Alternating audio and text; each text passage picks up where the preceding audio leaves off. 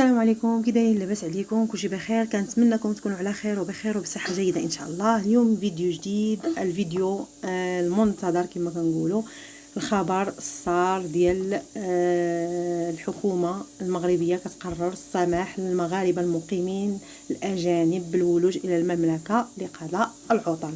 هذا اهم خبر سمعوه الناس. كنا كنسمعوا بزاف عالقين، مبغيناش هاد الكلمه تبقى تسمع بزاف، كيبقاو فينا الصراحه هذوك العالقين. فنشراتوا مجموعه من الصحف، منهم دوزام، منهم مجموعه من المواقع بحال الفيسبوك، تويتر، بزاف.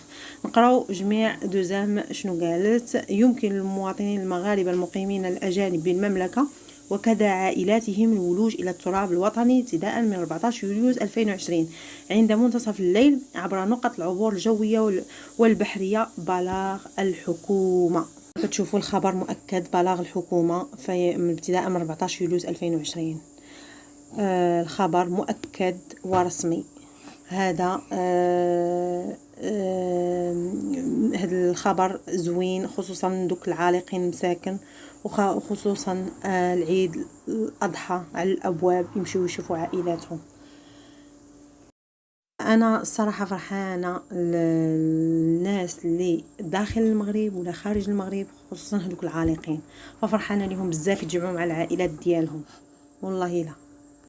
فهذه نقطة إيجابية بحد ذاتها، وهذا البلاغ يعني جاء في وقته، خصوصا كما قلت لكم مع عيد الأضحى والناس يعيدوا مع العائلات ديالهم. هذا بالنسبة لهذا البلاغ. وكذلك قالوا الشرط الأساسي هو اختبار الكشف PCR.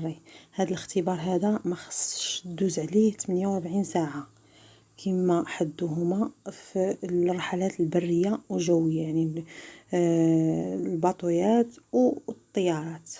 يعني هذا الاختبار ضروري كما تشوفوا دابا في الصورة اللي دابا جاية. ها هو البلاغ كما قريت لكم. وكذلك سيتم برمجة بواخر لهذا الغرض حصريا من مينائي سيت بفرنسا وجنوا في إيطاليا باستثناء أي ميناء آخر. يعني كاين ميناء سيت بفرنسا وجنوا بإيطاليا، هذا فيما يخص فرنسا وإيطاليا.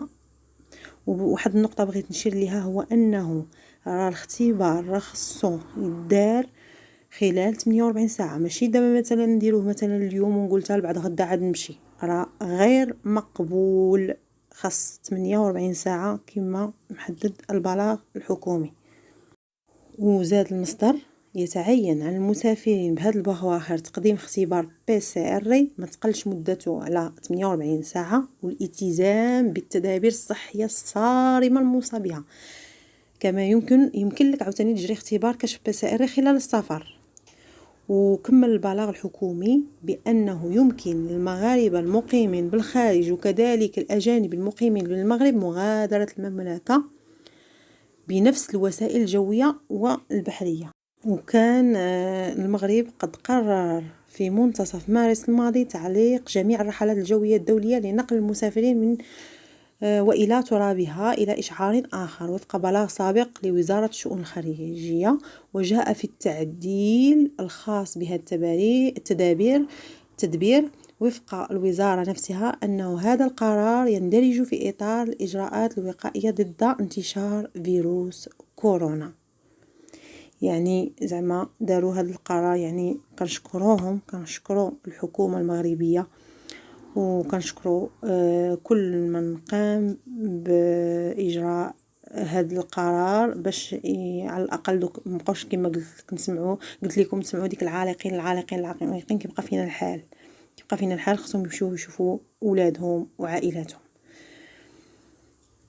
هنا كيسالي البلاغ، وكما قلت لكم هذا البلاغ جا في محله، والمده ديالو خاص الواحد يمشي يدير الاختبار، وكان نسطر عليها بالسيل الاحمر المده ما تقلش على 48 ساعه.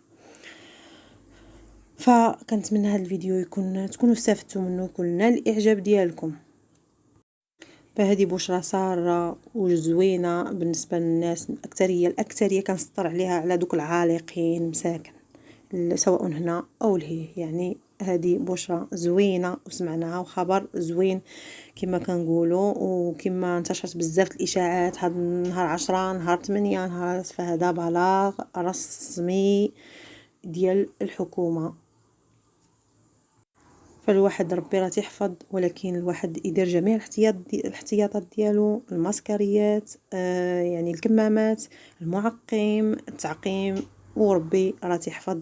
ويا ربي تحفظنا وتحفظكم وتحفظ جميع الامه الاسلاميه، ويا ربي كما تنقولوا تهز علينا هذا الوباء وتحيدوا علينا يا ربي، وتستر جميع الامه الاسلاميه وجميع الناس في كل بقاع العالم يا ربي.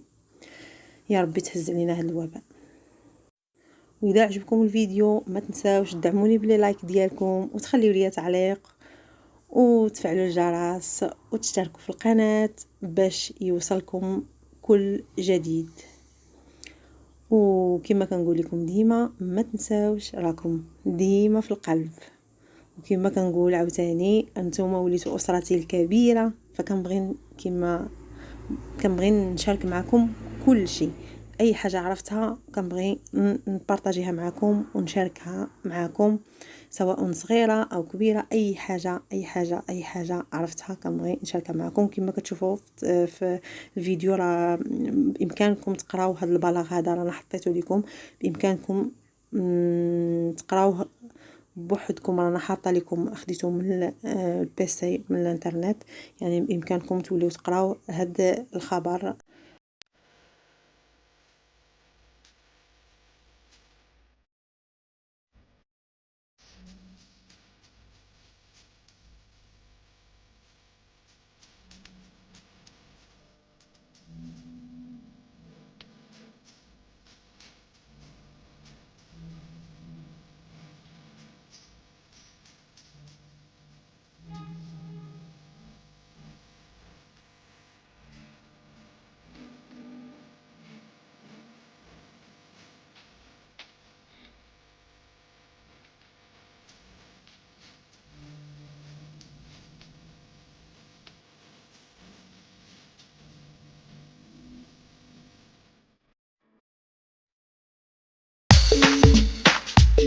يلا خليكم خير، السلام عليكم.